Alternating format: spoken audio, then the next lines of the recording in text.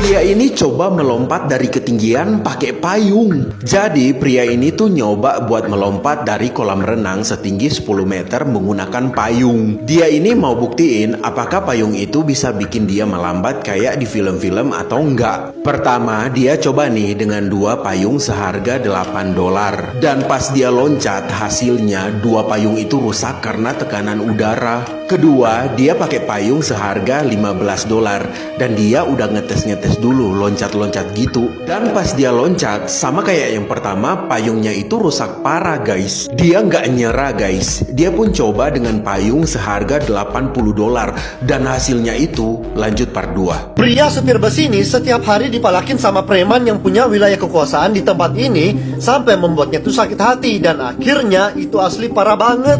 Jadi ceritanya pria ini bekerja sebagai supir bus yang setiap hari bekerja membawa mobil orang. Tapi setiap kali selesai narik, preman ini selalu datang minta jatah uang. Nah, lalu setiap malam, kunci mobil dan juga uang setoran itu selalu diberikan kepada si pemilik mobil. Nah, di keesokan harinya, pria itu kembali narik bus lagi nih. Tapi seperti biasa, preman itu selalu datang setelah dia narik. Setiap hari, kelakuan preman ini begitu terus. Walaupun supir bus ini dapat kecil, dia tuh tetap minta jatah dan gak mau tahu gitu. Sampai pada suatu hari ketika pria itu udah selesai narik dan dia itu lagi capek-capeknya, tiba-tiba premannya itu datang lagi. Dan di situ premannya minta uangnya itu mendesak banget dan gak mau sabaran. Nah, saat itu juga emosi dari pria ini tuh udah memuncak banget dan tangannya tuh sampai gemeteran saking emosinya dan benci banget sama preman itu. Dan habis ini kalian gak akan nyangka apa yang akan dia lakukan. Lanjut part 2.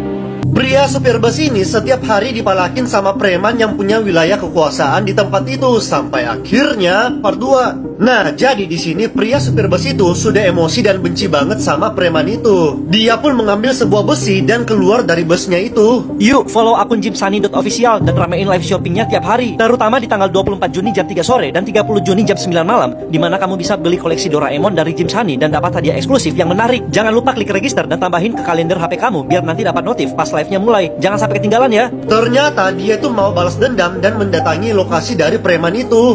Dan kebetulan juga preman itu lagi buang air kecil sendirian. Dan tiba-tiba pria supir bus itu mendatangi preman itu dan menghajarnya berkali-kali guys. Lalu di keesokan harinya pria supir bus itu udah nggak narik bus lagi. Karena ternyata pria supir bus itu sekarang sudah menggantikan posisi dari preman itu. Dan sekarang malah dia yang menjadi preman tukang palak di terminal itu. Hal itu pun membuat supir bus ini menjadi dendam sama pria itu. Dan habis ini kalian gak akan nyangka apa yang akan dia lakukan. Lanjut part terakhir. Pasangan suami istri yang sedang bepergian dikejutkan dengan kehadiran seekor anjing yang berlari yang terus-terusan mengikuti mereka. Mereka sama sekali tidak mengenal anjing ini, tetapi anjing itu terus mengejarnya seperti ada sesuatu pesan yang dia ingin sampaikan. Mereka juga heran kenapa si anjing ada di situ padahal tidak ada rumah penduduk di sini. Karena melihat anjing itu tampak putus asa dan keletihan, akhirnya mereka pun berhenti di sini. Mereka memberi makan dan minum si anjing dan dia pun tampak sangat lahap memakannya. Mereka dekatkan kamera ke arah si anjing, terlihat bulunya sangat bagus tapi ternyata bulunya ini dipenuhi dengan kutu. Enggak lama kemudian pasangan ini pun mulai memberanikan diri untuk memegangnya. Ternyata anjing ini tidak melawan. Dia tampak sangat penurut dan bukan tipe anjing yang galak. Enggak lama kemudian suami istri ini akhirnya memutuskan untuk mengikuti anjing ini. Anjing ini tampak pergi ke suatu tempat dan mereka pun mengikutinya. Kemudian anjing ini berhenti tapi mereka tidak tahu sama sekali apa maksud si anjing. Setelah itu dia terlihat mengendus-ngendus sesuatu. Ternyata lanjut part 2. Lanjut part 2, anjing ini pun membawa pasangan suami istri itu ke suatu tempat.